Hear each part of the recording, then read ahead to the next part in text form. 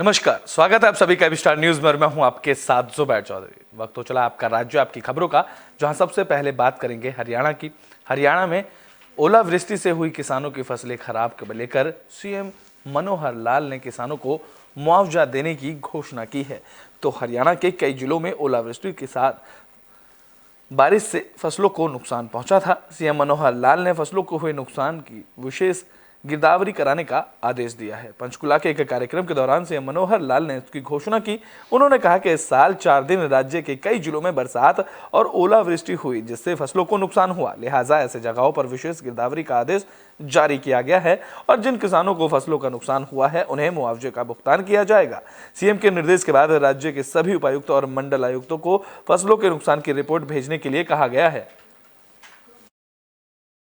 तो अभी जैसे पिछले 3-4 दिन में हरियाणा भर में वर्षा भी हुई है और कई जगह ओलों की भी ऐसी ओलावृष्टि जो हुई उसके कारण से कुछ जिलों में फसलों का नुकसान हुआ है। आज ही हमने ऐसे स्थानों पर जहां ओलावृष्टि से फसलों का नुकसान हुआ है ऐसे क्षेत्रों में स्पेशल गिरदावरी के आदेश कर दिए हैं। उन सब किसानों को यानी तो बुलेटिन में बात पश्चिम चंपारण की कर लेते हैं, जहां पर रील बनाने के चक्कर में 2 युवकों की जान चली गई है। तो आजकल रील बनाने की खुमारी लोगों के सिर पर चढ़कर बोल रही है। रील बनाने के चक्कर में लोग अपनी जान की भी परवाह नहीं कर रहे हैं। ऐसा ही एक मामला पश्चिमी चंपारण से सामने आया है, जहां रील बनाने के चक्कर में 2 युवकों की मौत हो गई। ये मामला मझोलिया बेतिया मुजफ्फरपुर रेलखंड के परसा हॉल्ट के बहुरुआ ढाला के पास का है। जानकारी के मुताबिक सेनुवारिया पंचायत के अमुआ बैरागी टोला के रहने वाले 17 साल के कन्हैया कुमार और 15 साल के सूरज कुमार रील बनाने के लिए गए थे, लेकिन इसी दौरान दोनों की ट्रेन की चपेट में आने से मौत हो गई। इस मामले की जानकारी मिलने पर पहुंची पुलिस ने दोनों के शवों को कब्जे में लेकर पोस्टमार्टम के लिए भेजा और मामले की जांच शुरू की। लाइन पर लइका दूगो गाड़ी अइलक हवे, एगो एने से एगो ओने से, बस बीच में पड़लो से कटा गइल हुआ।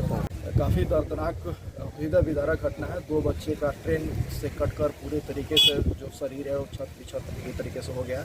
हम यही मांग करेंगे कि इनके गरीब परिवार को कुछ राहत मिले। और तो बुलेटिन में बात को लेते हैं हरियाणा के यमुनानगर की, जहां नगर निगम के कर्मचारी करीबन 1 महीने से प्रदर्शन कर रहे हैं। तो नगर निगम में समान काम समान वेतन के एरियर का मामला अब तूल पकड़ता नजर आ रहा है। बता दें कि इस मामले को लेकर नगर पालिका कर्मचारी संघ के बैनर तले 1 महीने से प्रदर्शन किया जा रहा है। अब कर्मचारी संघ के फैसले के मुताबिक नगर निगम कार्यालय पर धरना शुरू कर दिया गया है। छुट्टी लेकर 20 कर्मचारी धरने पर बैठ गए हैं, जहां कर्मचारियों का कहना है कि सुप्रीम कोर्ट के आदेश के बाद और हरियाणा सरकार के लेटर के मुताबिक 6 नगर निगमों 12 जिला पालिकाओं और परिषदों में एरियर का भुगतान कर दिया गया है। नगर निगम यमुनानगर में भी समान काम समान वेतन कर्मचारियों की सैलरी में लगा दिया गया है, लेकिन समान काम समान वेतन के एरियर का भुगतान वहां पर अब तक नहीं किया गया है।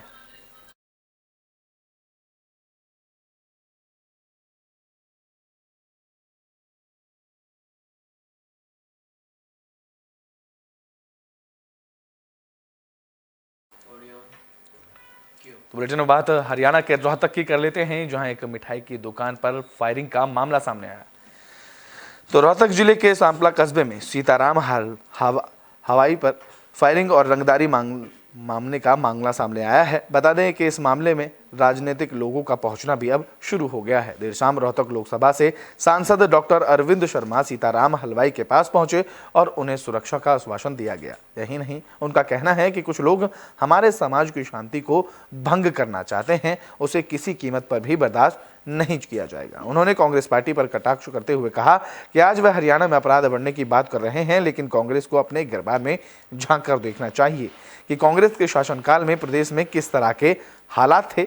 लोग घर से भी निकलने से तब डरते थे। उन्होंने कहा कि प्रधानमंत्री नरेंद्र मोदी और हरियाणा के मुख्यमंत्री मनोहर लाल खट्टर के शासनकाल के दौरान लोग शांति से अपना जीवन व्यतीत कर रहे हैं और हर वर्ग अपने काम धंधे में जुटा हुआ है।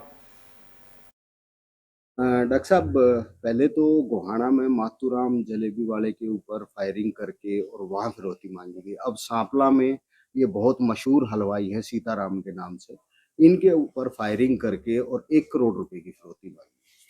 देखिए, जैसे ही पता लग गया सुबह, आदरणीय सीताराम जी अपने जो 2 दुकानें हैं उनका शटर जब खोल रहे थे तो वो गाड़ी आई और उसने 2 गोलियां चलाई। तुरंत सीताराम जी ने पुलिस को इन्फॉर्म किया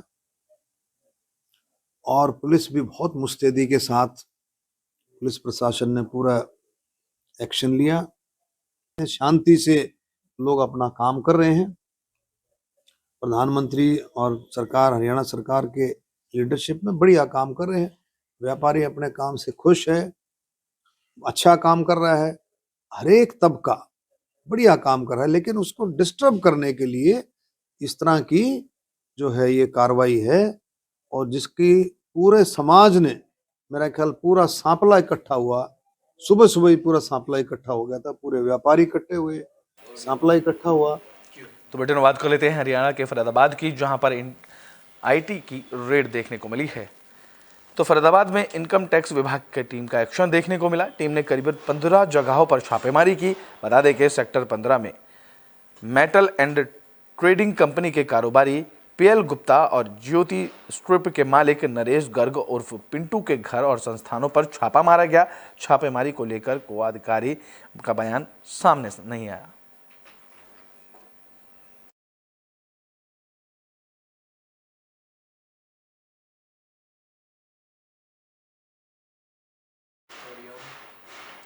तो बेटन बात कर लेते हैं हरियाणा के यमुनानगर की, जहां सीआईए की टीम को बड़ी सफलता हाथ लगी है।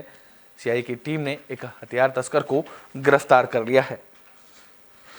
तो यमुनानगर सीआईए टीम को बड़ी कामयाबी हाथ लगी। पुलिस ने एक तस्कर गुलाम मुस्तफ़ा को गिरफ्तार किया, जिसके पास से भारी मात्रा में आधुनिक हथियार बरामद किए गए। दरअसल सीआईए की टीम ने गुप्त सूचना के आधार पर हमीदा चौक के पास एक कार को रोका। तलाशी के दौरान कार की पिछली सीट पर लोडेड पिस्टल मिली। वहीं अगली सीट पर रखे बैग में 4 आधुनिक हथियार और 20 कारतूस बरामद किए गए। जानकारी के मुताबिक गिरफ्तार बदमाश का एक साथी फरार चल रहा है, जिसकी तलाश की जा रही है। दोनों आरोपी यूपी से बड़ी मात्रा में हथियार लेकर आते थे और फिर जिले में बेचने का काम करते थे। फिलहाल पुलिस दोनों आरोपियों का नेटवर्क खंगाल रही है।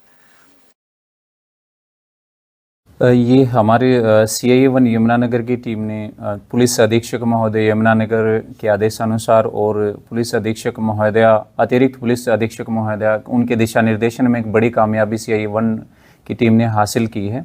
कल हमें एक गुप्त सूचना मिली थी कि काफ़ी समय से जिला में जो अवैध हथियारों की तस्करी और ख़रीद फरोख्त हो रही है, उसके बारे में एक इम्पोर्टेंट लीड हमारे पास आई थी। पहले भी हमने कार्रवाई की है, तो कल उसी के संदर्भ में एक टीम हमने बनाई अपनी पूरी CIA 1 की, और सूचना मिली थी कि एक लड़का है जो गुलाम मुस्तफ़ा नाम का है, गुलाम मुस्तफ़ा डार, ये हमीदा का रहने वाला है, पुराना हमीदा।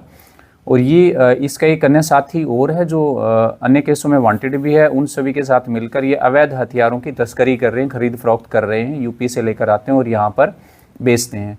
तो कल ये अपनी गाड़ी में अवैध हथियार लेकर अपने घर की तरफ जा रहा था, ये हमीदा की तरफ। तो गड्डी मोड़ के पास जो हमने पुलिस नाका लगवाया अपनी। तो ब्रिटेन बात और रोहतक की कर लेते हैं, जहां अवैध गैस एजेंसी का खुलासा हुआ है। इस दौरान फूड सिक्योरिटी की टीम ने गैस एजेंसी पर छापा मारा। तो रोहतक के जींद बाईपास के पास एक अवैध गैस एजेंसी का खुलासा हुआ। दरअसल पुलिस को जानकारी मिली थी कि मनु गैस एजेंसी में अनंतपुर कॉलोनी में अवैध रूप से गैस सिलेंडरों का गोदाम बना रखा है। रिहायशी कॉलोनी में ये गैस गोदाम सुरक्षा मानकों के हिसाब से ठीक नहीं है। इस मामले की जानकारी मिलने के बाद गुप्तचर और फूड सिक्योरिटी की टीम ने छापेमारी की। इस दौरान मौके से 111 घरेलू गैस सिलेंडर भरे मिले, जिनमें से 54 गैस सिलेंडर खाली मिले। इनमें से 78 गैस सिलेंडर एक पिकअप गाड़ी में लोड मिले, जिनमें 5 कमर्शियल सिलेंडर खाली मिले। और मौके पर फूड एंड सिक्योरिटी अधिकारियों ने बताया कि गैस एजेंसी ने अवैध रूप से नियमों के खिलाफ गैस गोदाम बना रखा है, जिस पर पुलिस कार्रवाई करने में जुट गई है। आपका नाम? मेरा नाम सत्यवान, इंस्पेक्टर फूड सप्लाई से। ठीक है, तो हमारे पास सूचना मिली थी CM ऑफिस से। ठीक, तो हमने वो टीम का गठन करके छापेमारी की है। तो छापेमारी के तहत भाई यहाँ ये मामला पाया गया। तो कितने सिलेंडर? ये 160 सिलेंडर है। 160 सिलेंडर है। अच्छा, ये अवैध रूप से थे यहाँ पे? अभी तो इसकी जांच चल रही है, अवैध रूप से कैसी है, लेकिन अभी तक इसके कोई दस्तावेज हमें प्राप्त नहीं हो। देखो दस्तावेज का तो बुलेटिन में बात और रेवाड़ी की कर लेते हैं, जहां शराब के ठेके पर एक शराबी का हंगामा देखने को मिला।